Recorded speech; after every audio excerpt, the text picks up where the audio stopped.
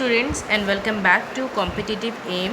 Today's topic is functions of management. So let's start our topic. तो आज का topic है फंक्शंस ऑफ मैनेजमेंट। कल हमने पढ़ा था definition, concept and meaning of management. ठीक है, उसकी डेफिनेशन हमने अच्छे से पढ़ी थी और डेफिनेशंस को 4 पार्ट्स में डिवाइड किया गया है या 4 कैटेगरी में डिवाइड किया है और हर एक कैटेगरी का क्या मतलब है, किसने क्या डेफिनेशन दी है, वो हम सारा टॉपिक हमने कल कंप्लीट कर लिया था। नेक्स्ट है फंक्शंस ऑफ मैनेजमेंट। तो मैनेजमेंट को हम डायरेक्टली लिंकअप करते हैं अपने ऑर्गेनाइजेशन के मैनेजर के साथ। तो हर एक लेवल का मैनेजर, कितने लेवल्स होते हैं ऑर्गेनाइजेशन में? 3 लेवल्स होते हैं। कौन कौन से? Top, middle and lower. तो ये तीनों लेवल के जो मैनेजर्स हैं वो ये पांचों के पांचों फंक्शंस फॉलो करते हैं।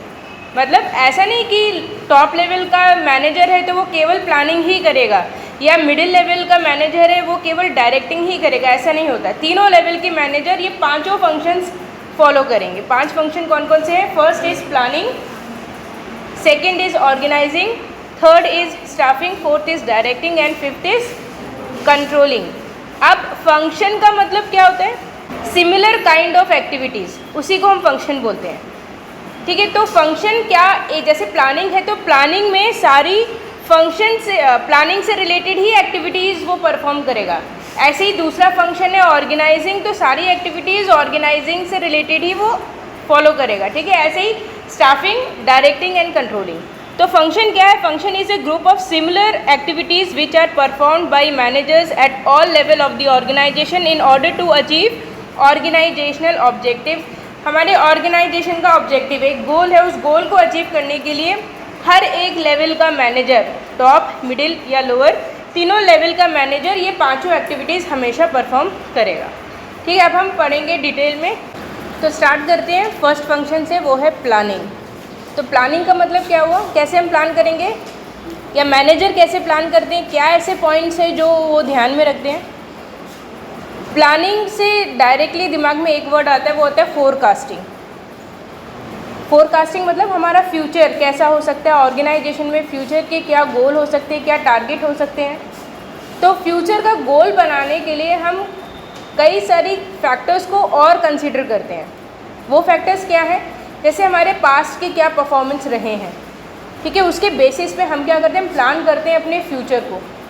तो प्लानिंग में हम कुछ चीज़ों को ध्यान में रखते हैं। जैसे 4 चीज़ें हैं प्लानिंग करने के पहले। जो एक क्वेश्चन है जो हमारे माइंड में आता है, पहला क्वेश्चन आता है वाई, दूसरा है व्हाट, हाउ एंड व्हेन। इसका मतलब वाई टू टेक एक्शन। कोई अगर हम एक्शन लेने जा रहे हैं, हम क्यों लें?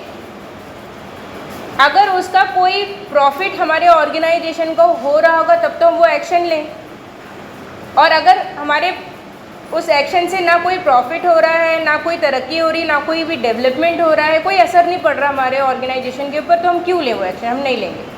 तो सबसे पहले हमें क्वेश्चन हमारे माइंड में आता है वाई एन एक्शन। कोई भी एक्शन हम ले रहे हैं, क्यों लें? फिर व्हाट एक्शन, क्या एक्शन लेना ज़रूरी है। फॉर एग्जांपल कोविड आ गया था अभी बीच में, है ना, तो ऑर्गेनाइजेशन अपने आप किस में चली गई? लॉस में जाने लगी। तो उस टाइम अपने ऑर्गेनाइजेशन को ग्रोथ देने के लिए कोई एक्शन लेना ज़रूरी था। तो वो क्या हो गया? Why to take action. क्यों लें? क्योंकि हमारे ऑर्गेनाइजेशन में प्रॉब्लम आ रही है, प्रॉफिट्स नहीं आ रहे, तो हमें कुछ तो एक्शन लेना है उसके लिए। देन क्वेश्चन आया व्हाट एक्शन। अब ग्रोथ नहीं हो रहा, प्रॉफिट नहीं हो रही, तो क्या एक्शन लें? तो कई सारी कंपनीज ने क्या किया? अपने ट्रांजैक्शन को ऑनलाइन कर दिया। तो व्हाट एक्शन हमने कर दिया कि हम ऑनलाइन हर चीज़ को सेल करेंगे, ऑनलाइन ट्रांजैक्शंस। अगर आप देखोगे कोविड के बाद ही जो ये डिजिटाइज इंडिया है ना, हर चीज़ डिजिटल होते जा रहा है। तो वो सारी उन चीज़ों को ग्रोथ कब से मिली है? कोविड के बाद मिली है। तो व्हाट एक्शन, तो व्हाट एक्शन का आंसर हो गया कि हमें डिजिटाइज करना पड़ेगा अपने ऑर्गेनाइजेशन को। Then how to take action, कैसे लेंगे? अब उसके लिए कई सारे रजिस्ट्रेशंस हमको कराने पड़ेंगे ऑनलाइन, जैसे कि हमें अमेज़ॉन या फ्लिपकार्ट के साथ कोलैबोरेट करना पड़ेगा। तो ये क्या हो गया? हाउ, हम कोलैबोरेशन के साथ कर सकते हैं। देन हम क्रेडिट कार्ड्स के थ्रू पेमेंट्स ले सकते हैं, डेबिट कार्ड के थ्रू ले सकते हैं, यूपीआई के थ्रू ले सकते हैं, पेटीएम के थ्रू ले सकते हैं। तो ये क्या हो गया हाउ। और व्हेन टू टेक एक्शन, कब लेंगे एक्शन, ऑन टाइम एक्शन लेना है, ना बिफोर ना आफ्टर। ठीक है, अगर हमने ऑन टाइम एक्शन नहीं लिया तो जितनी भी अपॉर्चुनिटीज़ हमारे पास थी वो सारी अपॉर्चुनिटीज़ हमारी ख़त्म हो जाएंगी। तो प्लानिंग में इन 4 चीज़ों का आंसर करना बहुत ज़रूरी है। Why an action, what action, how to take action and when to take action. ठीक, तो प्लानिंग क्या है, ये एक conscious determination of future course of action है। कॉन्शियस डिटर्मिनेशन, कॉन्शियस मतलब होश और आवाज़ में रहते हुए फ्यूचर के एक्शन को हमें डिटरमाइन करना है, हम कौन से एक्शंस ले सकते हैं in future. The important aspects of planning are defining and establishing objectives, policies, procedures, rules and regulations, budget making and making strategies. ठीक है, तो ये सारी एक्टिविटीज़ हम यहाँ पे परफॉर्म करते हैं। जैसे डिफाइनिंग एंड इस्टेब्लिशिंग ऑब्जेक्टिव्स, जो भी ऑब्जेक्टिव्स हम बना रहे हैं फ्यूचर के ऑब्जेक्टिव्स क्या है, हमारे गोल्स हैं। उन गोल्स को डिफाइन करना किस बेसिस पे, why, what, how and when के बेसिस पे उसको डिफाइन करना कि क्या एक्शन लेंगे, क्यों लेंगे, कब लेंगे, कैसे लेंगे। नेक्स्ट, पॉलिसीज़ को क्रिएट करना। पॉलिसीज़ क्या होती हैं, rules and regulation and policies को एक साथ देखा जाता है। Rules and regulation short term के लिए हम बनाते हैं, इनको हम बीच में चेंज कर सकते हैं, लेकिन पॉलिसीज़ क्या है, लॉन्ग लास्टिंग होती है, फॉर 5 ईयर्स, फॉर 10 ईयर्स और अबव 10 ईयर्स। क्योंकि पॉलिसीज़ को हम बार बार चेंज करेंगे, डिस्टर्ब करेंगे तो हमारे ऑर्गेनाइजेशन के जो ह्यूमन रिसोर्स है वो कंफ्यूज हो जाएंगे कि एक्चुअल में क्या पॉलिसी है हमारे ऑर्गेनाइजेशन की। तो रूल्स एंड रेगुलेशन तो हम बीच में चेंज कर सकते हैं, लेकिन पॉलिसीज़ को हम जल्दी चेंज नहीं करते हैं। देन बजट को प्लान करना। बजट्स क्या है, कितने खर्चे एक साल में हो सकते हैं। ठीक, तो उन खर्चे के हिसाब से हम एक बजट को प्लान करते हैं और एक कंटिजेंसी बजट भी बनाते हैं कि इमरजेंसी के टाइम में हम उस बजट को वहाँ पे यूज़ कर पाएँ। और अगर कोई इमरजेंसी ऐसी नहीं आती है तो वो कंटिजेंसी बजट जो है आगे फॉरवर्ड हो जाता है। ठीक, नेक्स्ट क्या है इसमें, प्लानिंग में बी प्रिपेयर्ड फॉर, 3 तरीके से हम प्रिपेयर कर सकते हैं, that is short term, mid term and long term. ठीक है, इन तीनों को हमने डिवाइड किया है on the basis of years. तो शॉर्ट टर्म प्लानिंग हो गई हमारी 1 साल से कम, सारी प्लानिंग शॉर्ट टर्म में आ जाएगी। फिर 1 साल से लेकर 3 साल तक की प्लानिंग हमारी लॉन्ग टर्म में चली जाएंगी। और अबव 3 ईयर्स हमारी मिड टर्म में आ जाएंगी हमारी 1 to 3 years, and above 3 years हमारी किस में चली जाएंगी, लॉन्ग टर्म में। आज के टाइम में हम लॉन्ग टर्म को भी मैक्सिमम 5 ईयर्स तक ही लेके जाते हैं। 5 ईयर्स के अबव हम नहीं करेंगे प्लानिंग, क्योंकि जो हमारा एक्सटर्नल एनवायरनमेंट है वो इतना डायनेमिक है कि मतलब टाइम पे चेंज हो रहा है, तो हम कैसे सोच सकते हैं 5 साल के आगे। ठीक है, तो उतना इमेजिन हम नहीं करते, तो मैक्सिमम 5 ईयर्स तक की प्लानिंग को हम लॉन्ग टर्म प्लानिंग में रखते हैं। नेक्स्ट है, planning is the first and most important function of management. Management start with planning and ends with control. तो प्लानिंग क्या है, सबसे पहला 5 फंक्शंस में सबसे पहला पॉइंट क्या है हमारा, प्लानिंग। तो कोई भी मैनेजमेंट का जो फंक्शन है वो स्टार्ट होता है प्लानिंग से और एंड अप होता है किस पे, कंट्रोलिंग पे जाके। Planning means to take decision to perform और not to perform any action. ये डिसाइड करना कि क्या कोई एक्शन हमें परफॉर्म करना है या नहीं करना है, वो हमें प्लानिंग में ही पता चल जाता है। ठीक, अगर हमारे ऑर्गेनाइजेशन को कोई प्रॉफिटेबल एक्शन है तो हम उस एक्शन को परफॉर्म करेंगे, अदरवाइज वहीं पे उसको डिनाई कर देंगे। ठीक, नेक्स्ट इज ऑर्गेनाइजिंग।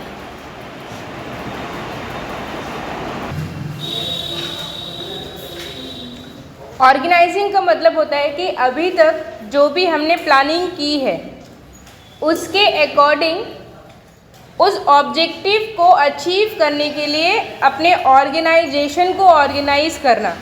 तो ऑर्गेनाइज हम किसको करेंगे, पीपल को यहाँ पे ऑर्गेनाइज करेंगे।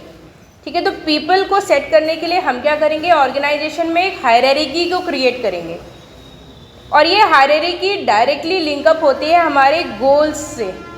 तो जितना बड़ा हमारा गोल्स उसके अकॉर्डिंग हम टोटल वर्क को कैसे डिवाइड करेंगे। ठीक है, और इसी के बेसिस पे हमारे ऑर्गेनाइजेशन की एक हायरार्की बनती जाती है। ठीक, वो कैसे बनेगी, जैसे इस चार्ट में आप देखिए, ये क्या है, वर्क। वर्क क्या है? वर्क दिखाता है हमारा ultimate goal of an organization. तो इस गोल को अचीव करने के लिए कई सारे वर्क हैं, ठीक है। और इन वर्क को कंप्लीट हम कैसे करेंगे? कुछ टास्क एंड ड्यूटीज से हम कंप्लीट करेंगे। तो सबसे पहले तो हम देखते हैं कि इस वर्क को करने में कौन कौन से टास्क ज़रूरी हैं और इंडिविजुअल्स को कौन कौन सी ड्यूटीज़ वहाँ पे परफॉर्म करनी पड़ेगी। तो हम क्या करेंगे? टोटल वर्क को डिवाइड कर देंगे इन कन्वीनियंट टास्क एंड ड्यूटीज़, ठीक। इसके बाद हम क्या करेंगे? ये जो टास्क एंड ड्यूटीज़ हैं इनको हम पोजीशंस में ग्रुप कर देंगे। फिर इन पोजीशंस को हम क्या करेंगे? Grouping up of positions into departments and sections, और हर एक पोजीशन को हम अलग अलग डिपार्टमेंट्स एंड सेक्शंस में भेज देंगे। अब डिपार्टमेंट्स कौन से होते हैं? 4 डिपार्टमेंट्स होते हैं। HR रिलेटेड एक्टिविटीज़ जितनी भी हैं यहाँ पे, task and duties related to HR, उन सबको हम HR डिपार्टमेंट में कर देंगे। ऐसे ही मार्केटिंग से रिलेटेड जितने भी टास्क एंड ड्यूटीज़ हैं वो आ जाएंगी मार्केटिंग डिपार्टमेंट में, ठीक। ऐसे ही फाइनेंस से रिलेटेड, फाइनेंस क्या होता है? अरेंजमेंट ऑफ फंड, ठीक। तो इनसे रिलेटेड जितनी भी ड्यूटीज़ हैं वो फाइनेंस डिपार्टमेंट में चली जाएंगी। और लास्ट हमारा क्या है? Production department. तो प्रोडक्शन डिपार्टमेंट से रिलेटेड सारी टास्क एंड ड्यूटीज़ उस डिपार्टमेंट में चले जाएंगे। तो हमने क्या किया? Grouping up of positions into departments and sections. Next क्या है? Assigning duties to individual position. अब हमने क्या किया? हर एक डिपार्टमेंट में पोजीशंस बना दी। क्या पोजीशंस है? HR मैनेजर हो गया, देन असिस्टेंट मैनेजर हो गया, देन कुछ क्लरिकल वर्क के होंगे और सबसे नीचे आ जाएंगे हमारे वर्कर्स। तो इन सब के लिए हमने क्या किया? इन सब पोजीशंस को हमने असाइन कर दी कि हर एक पोजीशन की क्या ड्यूटीज़ होंगी। HR मैनेजर की क्या ड्यूटीज़ होंगी, असिस्टेंट मैनेजर की क्या ड्यूटीज़ है, वर्कर्स की क्या ड्यूटीज़ है, सुपरवाइजर्स की क्या ड्यूटीज़ है, सबको हमने क्या बता दिया? उनकी उनकी ड्यूटीज़ बता दी। लास्ट है delegation of authority and responsibility to each position. Authority क्या है? पावर टू टेक एक्शन और डिसीजन, दैट इज़ अथॉरिटी। और रिस्पॉन्सिबिलिटी क्या है? उनको कंप्लीट करवाना। उसी पोजीशन में जो इंडिविजुअल है वो उसकी जिम्मेदारी है उसको कंप्लीट कराना, ठीक। तो इस तरह हमारे ऑर्गेनाइजेशन का ऑर्गेनाइजेशन चार्ट या हायरार्की क्रिएट हो जाती है from top level to lower level, ठीक। तो वही चीज़ इसमें लिखी, एक बार रीड आउट भी कर लेते हैं। To achieve the set objective by planning process, a manager must break the whole job into small activities and assign these activities according to theory of decentralization, ठीक है। तो जैसा हमारा गोल है जो हमने प्लानिंग में डिसाइड किया था उसके अकॉर्डिंग हम टोटल वर्क वहाँ पे कैलकुलेट करते हैं और उसके बाद इस वर्क को हम small small task and duties में डिवाइड करते हैं, देन ग्रुप अप करते हैं। Task and duties group up मतलब similar kind of activities into one group, और जितने भी ग्रुप्स बने हैं उनको अलग अलग डिपार्टमेंट्स में भेज देते हैं। उस डिपार्टमेंट में जाके फर्दर उसका डिवीजन होता है और पोजीशंस में वो डिवाइड हो जाते हैं, और एट द एंड हर एक पोजीशन को हम अथॉरिटी और रिस्पॉन्सिबिलिटी असाइन कर देते हैं। डिसेंट्रलाइजेशन थ्योरी क्या बोलती है? हाँ, distribution of power toward lower level. तो जितनी भी टॉप लेवल के पास पावर थी वो क्या करेंगे? अपनी पावर्स को हर एक लेवल पे धीरे धीरे डिस्ट्रीब्यूट करते जाएंगे। तो जितनी हायरार्की में अपर पोजीशन उतनी हाई पावर और जितनी लोअर पोजीशन उतनी लो पावर। तो ये है हमारी थ्योरी ऑफ डिसेंट्रलाइजेशन। तो ऑर्गेनाइजिंग में हम क्या कर रहे हैं? वर्क को हम इस तरीके से इसलिए डिवाइड करते हैं ताकि जो भी प्लानिंग में हमने ऑब्जेक्टिव्स बनाया है उस ऑब्जेक्टिव को हम इस तरीके से ब्रेकअप करके हम अचीव कर पाए। Next is staffing. स्टाफिंग का मतलब क्या हुआ? जितनी भी पोजीशंस अभी हमने बनाई है पहले वाले सेकेंड स्टेप में ऑर्गेनाइजिंग में, नीचे आपने देखा है ना, delegating authority and responsibility to each position. अब हमने तो यहाँ पे केवल पोजीशंस क्रिएट किए हैं, इन पोजीशंस पे अभी हम किसी इंडिविजुअल को लेके नहीं आए। अब हम क्या करेंगे? जैसी पोजीशन वैसा रिक्रूटमेंट एडवर्टीजमेंट निकाल देंगे, और उस रिक्रूटमेंट एडवर्टीजमेंट में हम क्या लिख देंगे? इन पोजीशन के लिए एक इंडिविजुअल के पास कितना एक्सपीरियंस होना चाहिए, कौन सी क्वालिफिकेशंस होना चाहिए, ठीक है, कौन से स्किल्स होनी चाहिए, ये सारी चीज़ें हम इन डिटेल उसमें लिख देंगे। और इस रिक्रूटमेंट को देखते हुए जो एप्लीकेंट है वो अपने आप को सेल्फ सेलेक्ट करेगा कि क्या इस पोजीशन के लिए मैं एलिजिबल हूँ। अगर उसे लगता है वो एलिजिबल है तो वो क्या करेगा? उस पोजीशन के लिए अप्लाई कर देगा। रिक्रूटमेंट में इवन हम सैलरी पैकेज भी लिख के दे देते हैं, क्योंकि वो भी एक मोटिवेशनल फैक्टर होता है। उस सैलरी पैकेज को देखते हुए इंडिविजुअल जॉब के लिए अप्लाई करते हैं। ठीक, तो ये हो गया हमारा रिक्रूटमेंट का प्रोसेस। और उसके बाद हम क्या करेंगे, बेस्ट इंडिविजुअल को अपने ऑर्गेनाइजेशन के रिक्वायरमेंट के अकॉर्डिंग सेलेक्ट कर लेंगे। तो स्टाफिंग क्या है, ऑर्गेनाइजिंग में जितनी भी पोजीशंस हमने बनाई हैं उन पोजीशंस पे इंडिविजुअल को लेके आना, और केवल इंडिविजुअल को लेके आने से हमारी जिम्मेदारी नहीं ख़त्म हुई, फर्दर उनको ट्रेनिंग देना, उनको डेवलप करना, ठीक है, उनकी परफॉर्मेंस को इवैल्यूएट करना, उसके बेसिस पे उनको अप्रेजल्स प्रोवाइड करना, रिवॉर्ड्स प्रोवाइड करना, और उनकी रिटायरमेंट तक को प्लान आउट कर लेना। ये सारा काम स्टाफिंग का है कि रिटायरमेंट के बाद हम उनको क्या बेनिफिट्स और दे सकते हैं ताकि वो सेटिस्फाइड रहें हमारी ऑर्गेनाइजेशन से।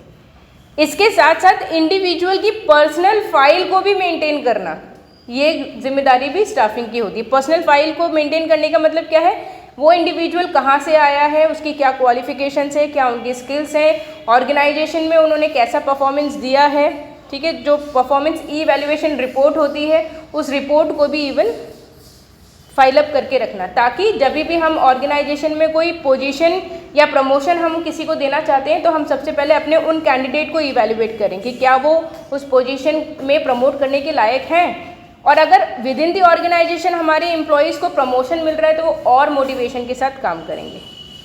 ठीक, तो इस तरह स्टाफिंग जो है सारी एक्टिविटीज़ को परफॉर्म करता है।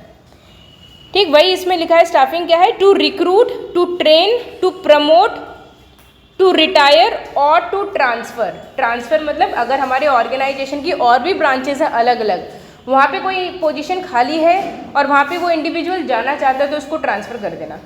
ठीक, और या फिर उस पर्टिकुलर स्किल के हमें इंडिविजुअल नहीं मिल पा रहे हैं तो एक ब्रांच से दूसरे ब्रांच में एम्प्लॉयज़ को ट्रांसफ़र करना, तो ये ट्रांसफ़र करना भी स्टाफिंग का ही काम होता है।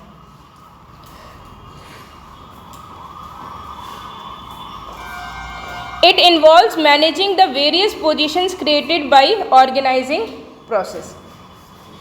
जितनी भी हमने पोजीशंस यहाँ पे क्रिएट की हैं, हर एक पोजीशन पे इंडिविजुअल को लेके आना है, ये काम किसका है, हर एक पोजीशन पे इंडिविजुअल को लेके आना, ये काम है स्टाफिंग का।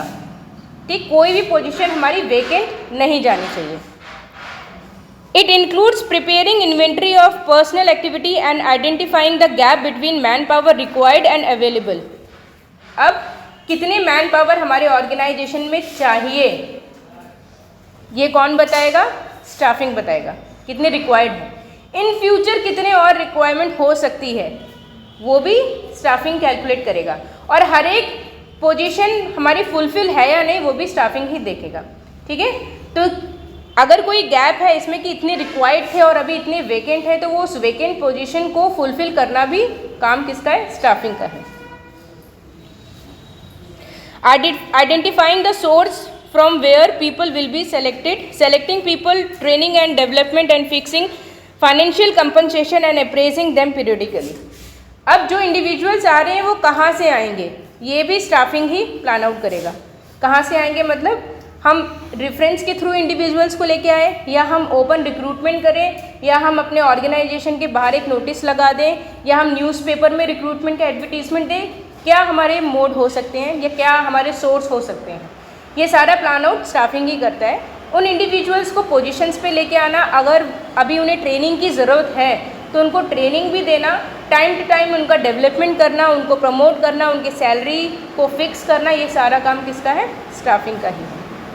ठीक, नेक्स्ट आ जाता है डायरेक्टिंग। डायरेक्टिंग का मतलब क्या है, इंडिविजुअल्स को डायरेक्शन प्रोवाइड करना, क्योंकि जो इंडिविजुअल्स अभी हमारे ऑर्गेनाइजेशन में नए नए आए हैं उनको नहीं पता होता कि ऑर्गेनाइजेशन में हमें करना क्या है या क्या काम होता है ऑर्गेनाइजेशन में, ये भी नहीं मालूम होता है। ठीक, तो ऐसे इंडिविजुअल्स को काम करते करते उनको ट्रेनिंग भी देते रहना, ऑन द जॉब ट्रेनिंग जिसको बोलते हैं, और इवन अगर कोई ऐसी स्किल है जो उस टाइम वो नहीं समझ पा रहे हैं तो उनको ट्रेनिंग पे भेजना, ये भी डायरेक्टिंग की रिक्वायरमेंट देगा किसको, स्टाफिंग को, तभी वो उन इंडिविजुअल्स को भेजेंगे।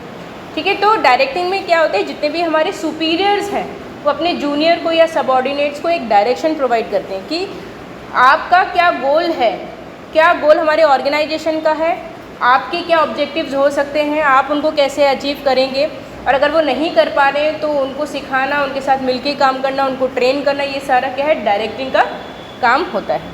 ठीक, तो directing is an important factor of management. It means to get the work done through people. तो सुपीरियर क्या करता है, वर्कर से काम करवाता है। ठीक, तो यहाँ पे क्या है, जो भी ऑब्जेक्टिव्स हैं हमारे मैनेजर ने जो हम सुपीरियर को दिए हैं ऑब्जेक्टिव्स, उन ऑब्जेक्टिव्स को फुलफ़िल करवाना, तो उसके लिए सुपीरियर क्या करेगा, एक डायरेक्शन देगा वर्कर्स को कि आज इतना काम हो जाना चाहिए, या एक हफ्ते का आपका ये टास्क है, एक हफ्ते में कंप्लीट हो जाना चाहिए। Next, effective supervision and proper guidance is required when subordinates are put on work. Workers अपने आप काम नहीं करेंगे, उनको बताना पड़ेगा कि आपके क्या काम है, और ये काम कौन करवाएगा, सुपरवाइज़र। तो एक इफ़ेक्टिव सुपरविजन होना चाहिए हर एक वर्कर के ऊपर, तभी वो वहाँ पे परफॉर्म करेंगे। When people are available in organization, they must know what they are expected to do in the organization. Superior manager fulfill this requirement by communicating to subordinates about their expected behavior. जब organisation में individual आते हैं तो उनको क्योंकि पता नहीं होता कि हमें क्या करना है, तो सुपीरियर को बताना चाहिए what is expected from them, क्या हम चाहते हैं उनसे, क्या काम उनसे परफॉर्म करवाना चाहते हैं। इवन काम ही नहीं, एक्सपेक्टेड बिहेवियर भी उन्हें पता होना चाहिए कि हमारा ऑर्गेनाइजेशन में कैसा बिहेवियर एक्सेप्टेबल है और कैसा नॉन एक्सेप्टेबल है, हमें कैसे दूसरों से बात करनी है, अपने ऊपर जो पोजीशन में इंडिविजुअल्स हैं उनके साथ हमें कैसे बिहेव करना है। ये सारी चीज़ें डायरेक्टिंग में सुपीरियर्स जो हैं ऑर्गेनाइजेशन में वो अपने सबऑर्डिनेट्स को टाइम टू टाइम बताते रहते हैं। It includes communicating, leading, motivating and guiding for achieving the good result. Communicate करना मतलब टू वे कम्युनिकेशन होना चाहिए, ऐसा हमने कल भी पढ़ा था। टू वे कम्युनिकेशन मतलब हम बोल रहे हैं, सामने वाला सुन रहा है, केवल हियरिंग नहीं, लिसनिंग होनी चाहिए। सुन रहा है, समझ रहा है, देन रिस्पॉन्स भी दे रहा है, एक फीडबैक भी दे रहा है, दैट इज़ इफेक्टिव कम्युनिकेशन। उस फीडबैक से सुपीरियर को पता चलेगा कि जो मैंने टास्क उसको दिया है वो उसको समझ में आया कि नहीं आया, और अगर नहीं समझ में आया तो वो उसको फिर से समझाएगा, दैट इज़ कम्युनिकेटिंग। लीडिंग मतलब काम नहीं कर पा रहा है तो उसको डायरेक्शन प्रोवाइड करना कि ऐसे नहीं ऐसे करो, तो इस तरह वो सीखना स्टार्ट करेगा। Motivating, individual similar kind of activity से कभी कभी डीमोटिवेट हो जाते हैं, और मोटिवेशन वन डे एक्टिविटी नहीं है, हर दिन सुपीरियर्स को अपने सबऑर्डिनेट्स को मोटिवेट करना पड़ता है। और ये मोटिवेशन के भी कई सारे तरीके हैं, फाइनेंशियल मोटिवेशन दे सकते हैं, रिवॉर्ड्स के थ्रू दे सकते हैं, अप्रेजल्स के थ्रू दे सकते हैं, या फिर उनको अगर उन्होंने अच्छा परफॉर्म किया है तो सबके सामने उनको खड़ा करके केवल अप्रेज कर दो, तो वो भी नॉन फाइनेंशियल मोटिवेशन में आता है। हम कोई पैसे का लालच नहीं दे रहे, बट उनकी इज्जत को थोड़ा बढ़ा दे रहे हैं ऑर्गेनाइजेशन में। ठीक, तो इस तरह हम क्या करते हैं, टास्क को परफॉर्म करवाते हैं डायरेक्टिंग में। अभी तक आपने देखा होगा, चाहे वो प्लानिंग हो या ऑर्गेनाइजिंग हो या स्टाफिंग हो, कहीं पे भी परफॉर्मेंस की बात नहीं आई थी। परफॉर्म किस में आया है, डायरेक्टिंग में। तो एक्चुअल में एक्शन हम किस स्टेट में ले रहे हैं, डायरेक्टिंग स्टेट में हम एक्शन लेते हैं।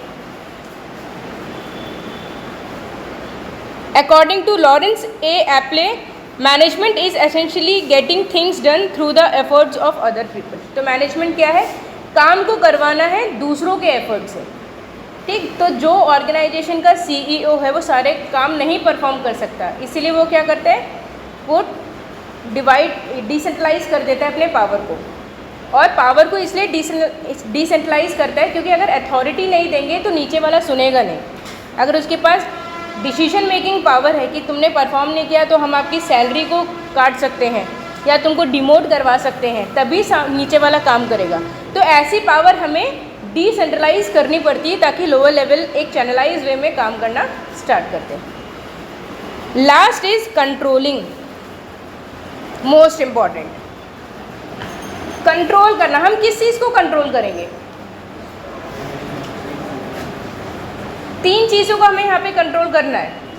एक तो हमारा ह्यूमन रिसोर्स मतलब पीपल जो काम कर रहे हैं, दूसरा हमारा मटेरियल मतलब रॉ मटेरियल्स, और मशीनरी, इनको हमें मैनेज करना है, और थर्ड है हमारा टारगेट गोल।